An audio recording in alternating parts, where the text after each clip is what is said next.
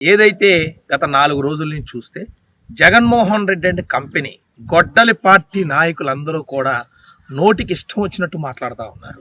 కనీసం ఇంగిత జ్ఞానం, జాలి, దయ లాంటి ఏమన్నా ఉన్నాయా అని నేను అడుగుతా ఉన్నా.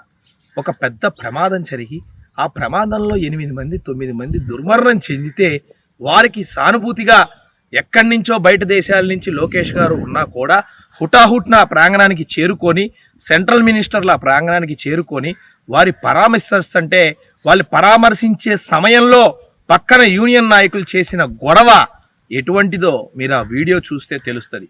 లోకేష్ గారు ఏదో మీ కుటుంబ సభ్యులతో అయితే చనిపోయారా అని అన్న ఒక్క మాటను పట్టుకొని ఇష్టం వచ్చినట్టు రాద్ధాంతం చేస్తున్నారే, ఆ మాట అంటానికి కారణాలేవో మీకు తెలుసా? ఈ వీడియో చూడండి.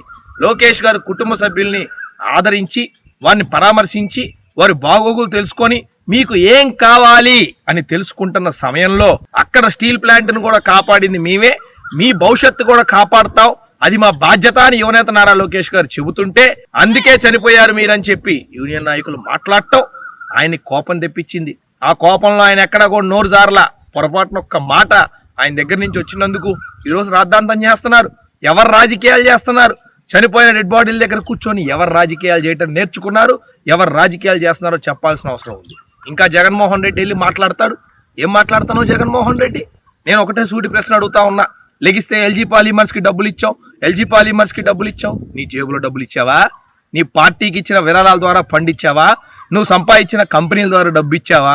ఎల్జీ పాలిమర్స్ ప్రమాదం జరిగితే ఆ కంపెనీ వాళ్ళు గవర్నమెంట్కి కట్టిన డబ్బు 150 కోట్లు. నువ్వు ఇచ్చింది ఎంత? 10 కోట్లు కూడా లేదు. నువ్వు దాని గురించి మాట్లాడుతున్నావు. ఓకే, నువ్వు ఇచ్చావనుకున్న కాసేపు ఓకే అన్నావు, దాన్ని కూడా నేను స్వాగతించను, అయినా కాసేపు మాట్లాడదాం. మరి నీ హయాంలో 5 ఏళ్లలో రిమైనింగ్ ఎన్నో కంపెనీల్లో ప్రమాదాలు జరిగినాయే, ఆ కంపెనీలకి ఎంత డబ్బు ఇచ్చావు? ఆ కంపెనీకిలో జరిగిన ప్రమాదాల్లో చనిపోయిన వ్యక్తులకి ఎంత డబ్బు ఇచ్చావు చెప్పగలవా?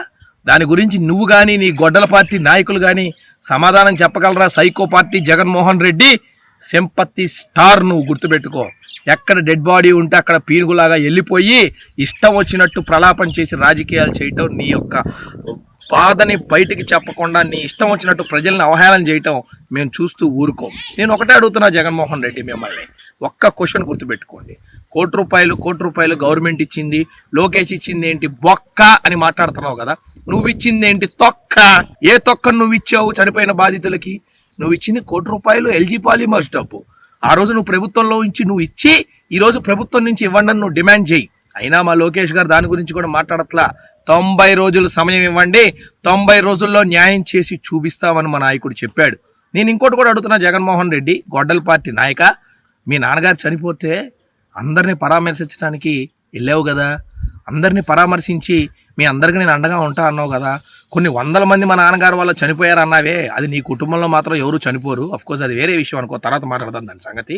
చాలామంది చనిపోయారు, అందరినీ పరామర్శించడం వెళ్ళా కదా. ఎంతమందికి ఎన్ని కోట్లు ఇచ్చావు జగన్మోహన్ రెడ్డి? నువ్వు ఇచ్చిన చెక్ ఎంతో తెలుసా? ₹1,00,000 చెక్కు. ₹1,00,000 చెప్పు.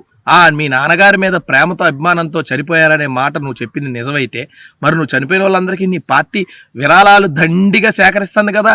కొన్ని 100,000 కోట్ల రూపాయలు నీ దగ్గర డబ్బులు ఉన్నాయి కదా. మరి మీ నాన్న కోసం చనిపోయిన వాళ్ళని అడ్డు పెట్టుకొని నువ్వు రాజకీయం చేసుకున్నావు కదా. ఆ రాజకీయం చేసే కదా నువ్వు ముఖ్యమంత్రి సీటుకి బాటిల్ వేసుకుంది.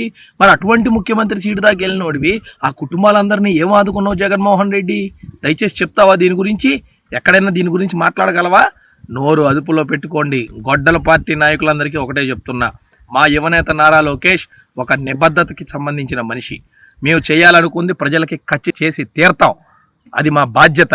మీకోసం చెయ్యం, ఇంకొక నాయకుడు ఎవరో వచ్చి గట్టిగా అరిశాడన్న సంగతి చెయ్యం.